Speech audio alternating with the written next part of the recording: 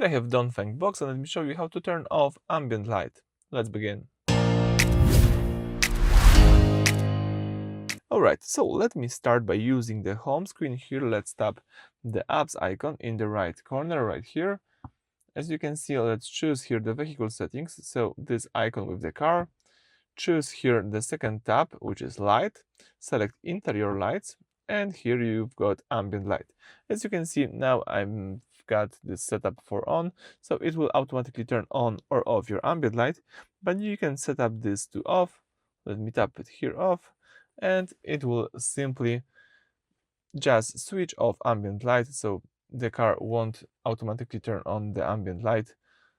So that's it for this video. Thank you for watching. Please subscribe to our channel and leave thumbs up under the video.